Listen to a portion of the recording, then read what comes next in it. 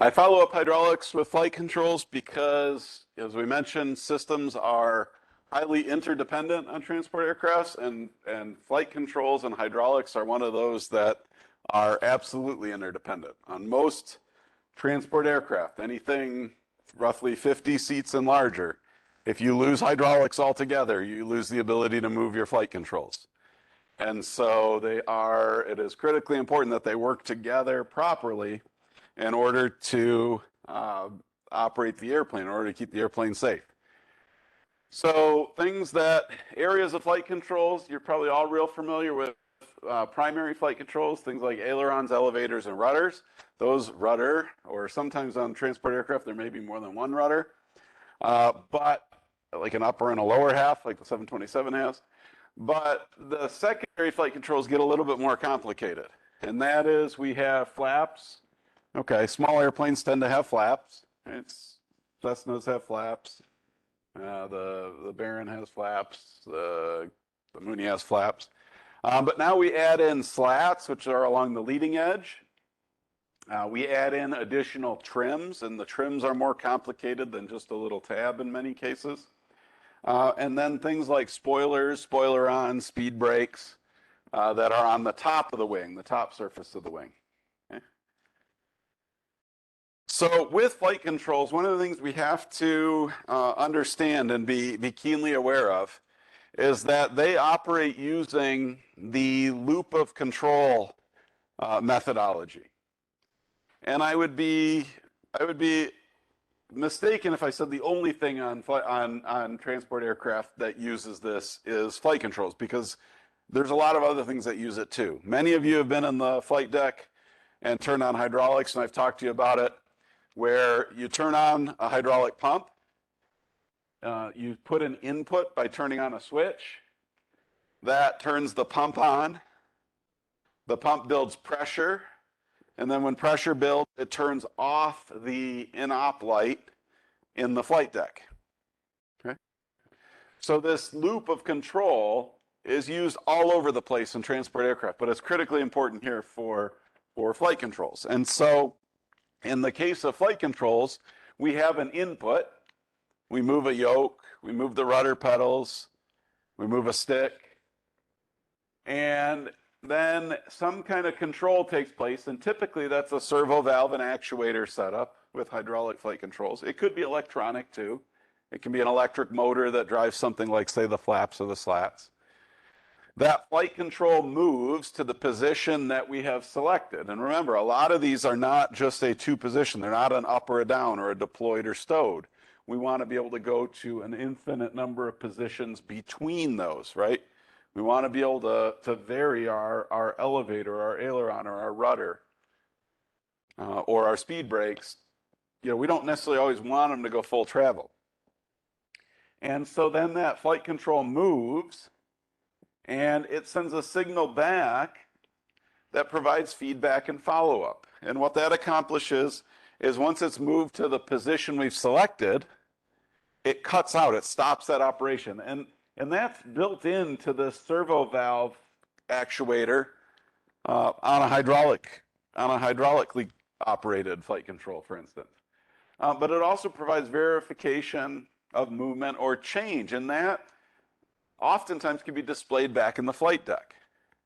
Okay, when we move a flight control on just about any ICAS-based airplane today, there's the ability to pull up flight controls on the ICAS display, and you can see the position of the flight controls, and I'll show you that here in just a second. So this input control, input is what you do, control is the signals being sent, causes something to move, and then that provides feedback. And the servo valves and actuators, and then I'll pull this video up here in a second, serves to do that process for flight controls, but it is not unique to flight controls. Okay, so that's our input, control, and feedback loop that we get. And yeah, as you mentioned, this feedback can go to the input side, it can go to the control. I just kind of put it in the middle because there might be more than one method of feedback. Okay. Flight control and actuation has had several different generations. It's come in different flavors, so to speak, as aircraft needs have changed, as well as technology has improved. Okay? And I'm going to go through each of these in detail, but these are kind of the 6 main ways that flight controls are, and here's the key. It says actuation and control, right? So you have how is it actuated? How is the signal transferred to the flight control? Sorry, how is the flight control moved? Actuation is how is the flight control physically moved. Control is how is the signal sent to the flight control in the first place. Got that backwards for a second. I should put it the other way around, but I think I put it that way because I didn't want control in there twice. Flight control, and control actuation. I don't know. Flight control, control actuation is what moves the surface. Control itself is how do we get the signal to it. Okay. And these 6 main ones you'll see, we start out with mechanical is the most basic and probably what you're most familiar with. That's what all your smaller airplanes use. We get mechanical with hydraulic boost. I think every one of you, or most of you at least, deal with this on a daily basis. If you know anything about power steering in your car, it works the same way as power steering. Okay? Hydraulic with mechanical control, that's what's on the 727 and most cable-driven larger aircraft. Okay? Mechanical linkages to send the signal to the hydraulic valves. Hydraulic with electrical control. What's that called? That's a fly-by-wire system. Fully electrical, control and actuation, that's also considered another fly-by-wire system. Okay. That can be as simple as turning a flap motor on, an electric motor to move flaps, for instance. Or it can be more complicated electrical actuators that can move things like ailerons and elevators. That's getting more into a military application. And then finally, light control of electric or hydraulic actuated items. So really there could be a 7th, I guess, if you really wanted to get that technical into it. But light control is known as fly-by-light and uses fiber optics. Again, more of a military application, although I have seen it on a couple civilian aircraft that I've worked on. So let's start with mechanical flight controls. These are your cables, bell cranks, push-pull rods, torque tubes, pulleys, levers, all that stuff. There is a direct mechanical connection between the pilot or the operator and the flight control. And this is what your Cessnas have. This is what the Cirrus have. This is what even the King Air has. Okay, the King Air is a pretty good sized airplane to have this. Okay, this is what the Ford Tri-Motor had. Has anyone seen the Ford Tri-Motor before? It's got all the cables run on the outside of it. It's kind of interesting. Everything's on the outside. Aerodynamics were like the last concern with that airplane. I mean, it looks like it was called the flying barn door for a reason. But they ran all the cables and everything on the outside of the airplane. You can see this all. And I guess I talked to a couple pilots who had flown it. It is an absolute nightmare bear workout to fly because it's such a big airplane for purely muscle strength. And so because of that, there's limited power available. You know, power is limited by the strength of the operator. On a small plane, that's not such a big deal. The control forces aren't too high. But when you get to a bigger aircraft that's flying a lot faster, the control forces get high much, much quicker. It's not a linear curve, if anyone's familiar with that. As the control surface area increases, as the speed increases, the forces need to move it are a logarithmic curve. They go exponential. And so very quickly, you get into a big enough aircraft where you need to have that.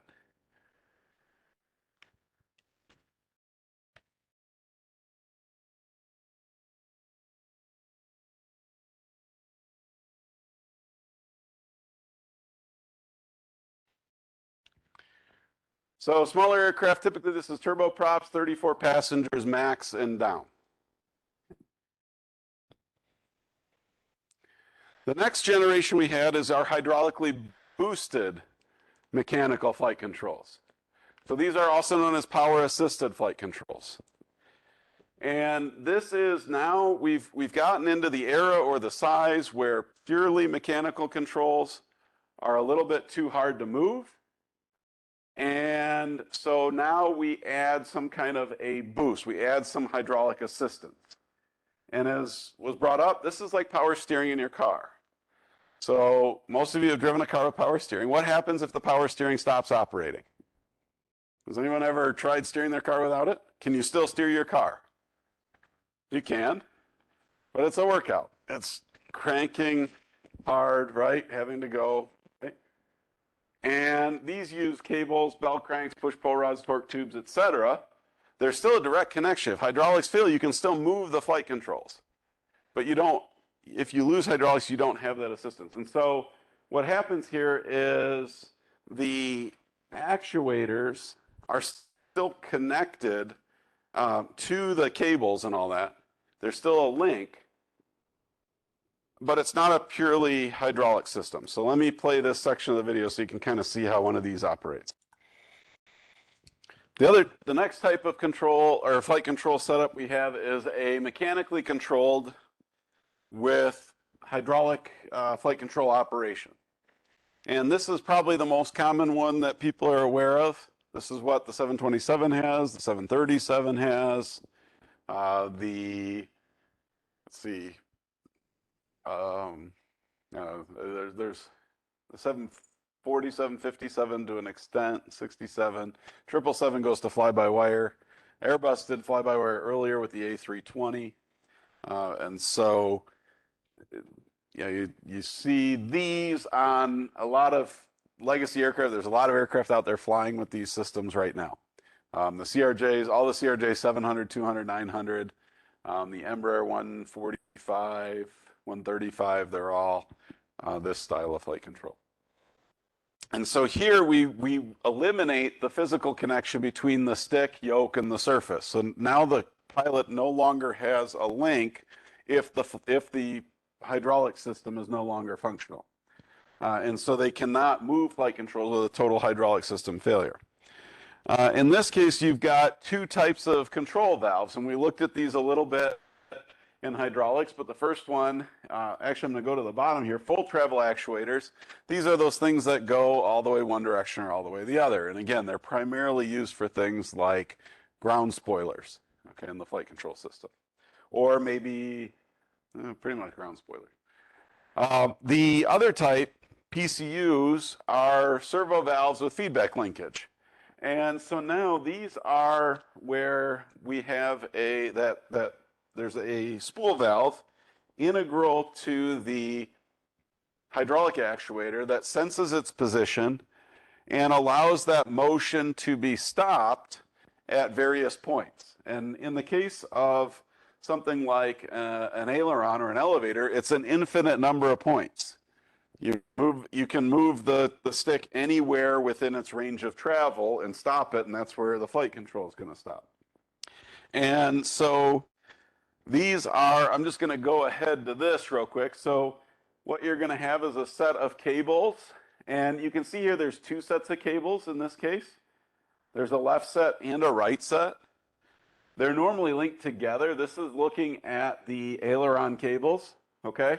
But there is a left set of aileron cables and a right set of aileron cables, and that provides redundancy. Normally, they are linked together. If something were to get jammed, there's a disconnect here in the top that allows the left and right side to be operated separately. But you wouldn't want to normally do that, right? You don't want the pilot, banking to the right and the co-pilot banking to the left. I mean, that wouldn't make sense, right? So they're normally linked together. You move one yoke, they both move. But say something gets jammed up in this left-hand side, you can disconnect that unit and then fly the plane from just the right side, okay? But those come back, they go through, you've got we've got torque tubes, which are these rotational tubes. You've got big bell cranks. Cables come back, here's some more bell cranks and pulleys. This is where they go in the middle here, where it goes from inside the fuselage to drop down into the wing box area. And then you can see there's cables going out to the wing box, and it goes to a bell crank that does an input for the power control units, the PCUs. which are the servo valves.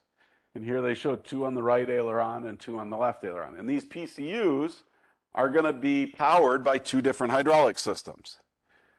Okay, so you can have a failure of the cable run on one side or a failure of the cable run on the other side and still be able to provide input control. And you could have a failure of one hydraulic system or another, and you still would have the ability for the flight control to move. And often what you would have is like this plane. I think this is Embraer 175, but it's very similar to pretty much every other airplane out there, every other transport aircraft. Is you can see there's 2 PCUs on the left. This airplane has 3 hydraulic systems. The left aileron here might be system number 1 and system number 3 that power those PCUs. And the right aileron down here might be system number 2 and system number 3 that power those PCUs. And so if you had a failure of any one of those hydraulic systems, both ailerons would still be able to move. You can move the aileron with only a single PCU operational, right? Even if you lost 2 hydraulic systems, say you lost 2 and 3 going to the right side here, you still have 1 going to the left. Well, one aileron can still provide roll control, right? It's not going to be as, you're going to lose what's called control authority. It's not going to roll the plane as well. The function isn't going to be as good, but you still have the control there, and it's enough to maintain control to continue flying the airplane. Okay. Same thing would happen with the elevators. You go up to the elevator, you've got a left and a right elevator, right? You may have 2 or 3 systems going to the left elevator, you may have 2 or 3 on the right. Well, a single elevator, a left elevator or a right elevator, can provide pitch control. You don't necessarily need both elevators to provide pitch control. Rudder. Some airplanes have multiple rudders. The 727 out here has an upper rudder and a lower rudder. And one is run by A system and one is run by B system. So you can lose a hydraulic system. And then the standby system can also operate one of the rudders. I can't remember which one.